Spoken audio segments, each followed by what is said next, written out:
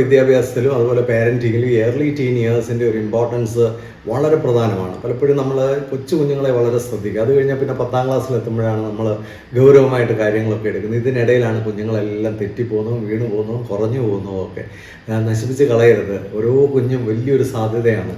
ആ സാധ്യത മനസ്സിലാക്കി അവർക്ക് അവരുടെ സ്കില്ലുകൾ ഡെവലപ്പ് ചെയ്യാനും അവരുടെ ടാലൻസ് കണ്ടെത്താനും അവരെ നന്നായിട്ട് സോഷ്യലി ഓർഗനൈസ് ചെയ്യാനും നല്ല ഫ്രണ്ട്ഷിപ്പ് നല്ല സ്കില്ല് ഒക്കെ ആയിട്ട് അവരെ ഡെവലപ്പ് ചെയ്തെടുക്കാൻ പറ്റുന്ന ഒരു പ്രായം. അതിൻ്റെ ഇമ്പോർട്ടൻസിനെ കുറിച്ചാണ് ഈ വീഡിയോ സംസാരിക്കുന്നത്.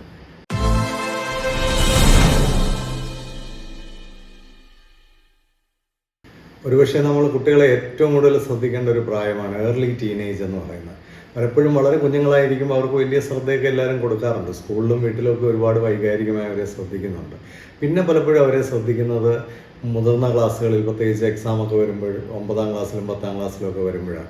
ഇതിനിടയ്ക്കുള്ളൊരു പ്രായം, പ്രത്യേകിച്ച് 5 മുതൽ 8 വരെയുള്ള ക്ലാസ്സുകളിലെ കുട്ടികൾ, ഇവരെ വളരെ ശ്രദ്ധിക്കേണ്ടതായിട്ടുണ്ട്. ഒരുപക്ഷെ ഒരു കുട്ടിയുടെ ജീവിതത്തിൻ്റെ ഏറ്റവും വലിയ അടിസ്ഥാനം ഉറപ്പിക്കാൻ പറ്റുന്ന ഒരു കാലഘട്ടമാണിത്. പ്രത്യേകിച്ച് അവർ പേരൻ്റൽ കെയറിൽ നിന്ന് പിയർ ഗ്രൂപ്പിലേക്കൊക്കെ ഷിഫ്റ്റ് ആകുന്നു, ഫ്രണ്ട്ഷിപ്പൊക്കെ ഉണ്ടാകുന്നു, ലോകത്തിലേക്ക് അവർ കൂടുതൽ സ്വന്തമായിട്ട് വ്യാപരിക്കുന്നു, ഒരുപാട് ഐഡിയാസും ഐഡിയോളജീസും ഒക്കെ അവർക്ക് വരുന്നു. അവരുടെ ഉള്ളിൽ ചില പേടികളും അതുപോലെ തന്നെ ചില കൺഫ്യൂഷൻസും ഒക്കെ ഉണ്ടാകുന്ന പ്രായമാണ്.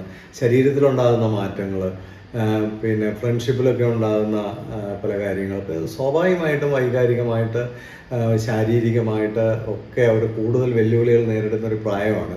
ഈ ഒരു പ്രായത്തിൽ പ്രത്യേകിച്ച് അവരെ വളരെ സ്ട്രോങ് ആയിട്ട് ഗൈഡ് ചെയ്യുന്നത് അവരുടെ ജീവിതത്തെ വളരെ സുരക്ഷിതമാക്കാൻ ഏറ്റവും ഫലപ്രദമായൊരു സമയമാണ്. This the time of personality development. പ്രത്യേകിച്ച് അവരുടെ വ്യക്തിത്വ വികസനത്തിന് വേണ്ടി ഉപയോഗിക്കേണ്ട ഒരു സമയമാണ്. ഈ സമയത്താണ് അവർ ലോകത്തിലേക്ക് പകരപ്പെടുന്നത്. ആ സമയത്ത് തന്നെ അവരെ ലോകത്തിന് വേണ്ടി ഒരുക്കിയെടുക്കുക എന്നുള്ള ഒരു ഉത്തരവാദിത്വമാണ് നമുക്കുണ്ട്.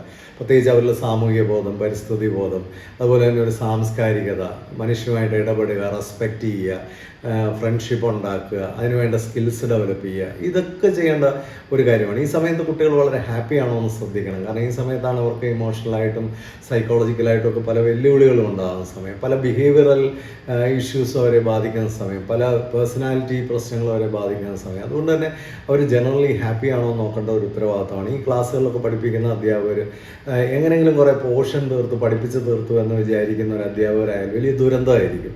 ഈ പ്രായത്തിലൊക്കെ അവരെ പഠിപ്പിക്കുന്ന അധ്യാപകർ, പ്രത്യേകിച്ച് 5ാം ക്ലാസ്സിലും 6ാം ക്ലാസ്സിലൊക്കെ പഠിപ്പിക്കുന്ന അധ്യാപകർ ഈ പോർഷൻ തീർക്കുന്ന ധൃതിയിൽ മാത്രം ആവരുത്.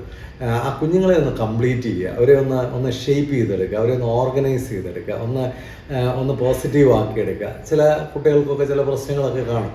ഈ അധ്യാപകൻ്റെ ഒരു ഗുണം എന്താണെന്ന് വെച്ചാൽ ഏതൊരു നെഗറ്റീവായിട്ടുള്ള ഒരു കുട്ടി ഒരൊറ്റ സ്ട്രോക്ക് കൊണ്ട് പോസിറ്റീവ് ആക്കാൻ പവറുള്ളവരാണ് അധ്യാപകർ. പക്ഷേ ആ തരത്തിലേക്ക് അധ്യാപകർ പരിശീലിക്കപ്പെടുന്നില്ല. പ്രത്യേകിച്ച് ഈ ക്ലാസ്സുകളിൽ, ഇത്തരം ക്ലാസ്സുകളിലുള്ള അധ്യാപകരൊന്നും ശരിയായ രീതിയിൽ പരിശീലിക്കപ്പെടുന്നില്ല. അവർക്ക് നല്ല വൈകാരിക ബുദ്ധിശക്തി ഉണ്ടെങ്കിൽ ഈ പ്രായത്തിലുള്ള കുട്ടികളെ കൈകാര്യം ചെയ്യാനായിട്ട് പറ്റുള്ളൂ. പ്രത്യേകിച്ച് ഇഷ്ടപ്പെട്ട് പഠിപ്പിക്കുന്ന അധ്യാപകർക്ക് മാത്രമേ ഈ പ്രായത്തിൽ കുട്ടികളെ നല്ല രീതിയിലേക്ക് ട്രാൻസ്ഫോം ചെയ്യാൻ കഴിയത്തുള്ളൂ. അതുകൊണ്ട് അവരെ നന്നായിട്ട് സംസ്കരിച്ചെടുക്കാനും അവർക്ക് നല്ല ബോധങ്ങൾ കൊടുക്കാനും നല്ല കാഴ്ചപ്പാട് കൊടുക്കാനും നല്ല ശീലങ്ങളിലേക്ക്, പ്രത്യേകിച്ച് ഡിസിപ്ലിൻ, ഒരു ക്രമവും ചിട്ടയും ഒക്കെ ആയിട്ട് അവരുടെ ജീവിതത്തെ ഒന്ന് ഓർഗനൈസ് ചെയ്യാൻ, പഠിക്കാൻ തന്നെ അവരിലൊരു ജോയ് ക്രിയേറ്റ് ചെയ്യാൻ, പ്രത്യേകിച്ച് കിൻലിംഗ് ദ ജോയ് ഓഫ് ലേണിംഗ് എന്ന് പറയും. അവർക്ക് പഠിക്കാനുള്ള ഒരു ആവേശമൊക്കെ അവരിൽ നിറയ്ക്കാൻ, ഒരു ക്യൂരിയോസിറ്റിയൊക്കെ നിറയ്ക്കാൻ, ഓരോ സബ്ജക്റ്റിലുമുള്ള പ്രാധാന്യം മനസ്സിലാക്കാൻ. ഞാൻ കുട്ടിയോട് ചോദിച്ചു, മോളെ ഈ ചരിത്രം എന്തിനാണ് പഠിക്കുന്നത്? വെറുതെ വേസ്റ്റാണല്ലോ, ഒരു പ്രയോജനമില്ല. ഇതാരാണ് സൃഷ്ടിക്കുന്നത്? ഞാൻ അന്വേഷിച്ചപ്പോൾ വെറുതെ ഇങ്ങനെ നോട്ട്സ് കൊടുത്താണ് ഈ കുട്ടികളെയൊക്കെ ഹിസ്റ്ററിയൊക്കെ പഠിപ്പിക്കുന്നത്. ഇങ്ങനെയൊക്കെ ഹിസ്റ്ററി പഠിപ്പിച്ചാൽ ആ കുഞ്ഞുങ്ങളിൽ എന്ത് ചരിത്രബോധമാണ് ഉണ്ടാകാൻ പോകുന്നത്? സയൻസൊക്കെ പഠിപ്പിക്കുമ്പോൾ അതിൻ്റെ ഒരു പ്രാധാന്യമൊക്കെ മനസ്സിലായിക്കൊണ്ട്, ഫിസിക്സ് പഠിപ്പിക്കുന്ന ഒരു ടീച്ചർ സ്റ്റീഫൻ ഹോക്കിൻസിൻ്റെ ഐൻസ്റ്റീൻ്റെ ഒക്കെ ഒരു കഥ പറഞ്ഞുകൊണ്ട് പഠിപ്പിക്കുമ്പോൾ കഥകളിലൂടെ ഈ പ്രായത്തിൽ കുട്ടികളെ നന്നായിട്ട് ഓർഗനൈസ് ചെയ്യാനായിട്ട് പറ്റും. നല്ല നല്ല സെയിങ്സ്, നല്ല നല്ല സംഭവങ്ങൾ, നല്ല പേഴ്സണാലിറ്റീസിനെയൊക്കെ പരിചയപ്പെടുത്തി കൊടുക്കുക.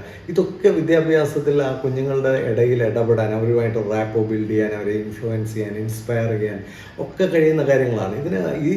ഇതൊക്കെ നടക്കണമെന്നുണ്ടെങ്കിൽ അധ്യാപകരിൽ നല്ല ഒരു പേഴ്സണാലിറ്റി ഡെവലപ്മെൻറ്റ്, നിരന്തരമായ ഒരു അപ്ഡേഷനൊക്കെ നടക്കേണ്ടതായിട്ടുണ്ട്. അതിനുവേണ്ടി ഒരുങ്ങി ചെല്ലുന്ന അധ്യാപകരെയാണ് കുഞ്ഞുങ്ങൾ സ്വീകരിക്കുന്നത്. ആ ഒരു എനർജി, എന്തൂസിയാസം, സ്പിരിറ്റും ഒക്കെ അധ്യാപകരിലുണ്ടായിരിക്കണം.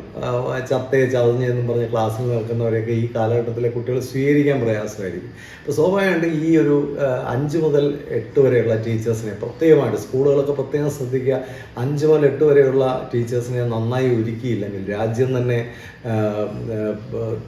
തകർന്നു പോകും, ഒരു സംശയമില്ല. കാരണം ഈ കുട്ടികളുടെ ക്വാളിറ്റിയാണ് പിന്നീടുള്ളവരുടെ അച്ചീവ്മെൻറ്റിലേക്കെല്ലാം ട്രാൻസ്ഫോം ചെയ്യേണ്ടത്. 10ലും 12ലും ഒക്കെ നല്ല അച്ചീവേഴ്സായി മാറുന്ന കുട്ടികളൊക്കെ ഈ പ്രായത്തിൽ ശരിക്കും ശ്രദ്ധിക്കപ്പെട്ടവരും ഓർഗനൈസ് ചെയ്യപ്പെട്ടവരുമാണ്. കാരണം ഈ പ്രായത്തിൽ ഇതൊരു സ്കിൽ ഡെവലപ്മെൻറ്റിൻ്റെ പ്രായമാണ്. ലൈഫ് സ്കിൽസൊക്കെ അവർ നന്നായിട്ട് ഡെവലപ്പ് ചെയ്യേണ്ട ഒരു പ്രായമാണ്.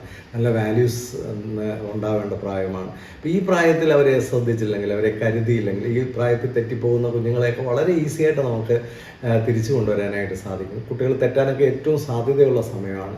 നെഗറ്റീവാക്കി കളയരുത്, അല്ലെങ്കിൽ അവരെന്തോ വലിയ തെറ്റ് ചെയ്തു, അപരാധം ചെയ്തു എന്നുള്ള മറ്റുള്ളവരെ സൈഡ് ലൈൻ ചെയ്യരുത്. ചേർത്ത് പിടിക്കാനും രൂപാന്തരപ്പെടുത്താനും കഴിയുന്ന നല്ല അധ്യാപക കൂട്ടങ്ങൾ, അതുപോലെ തന്നെ മാതാപിതാക്കളും വളരെ ശ്രദ്ധിക്കേണ്ട പ്രായം.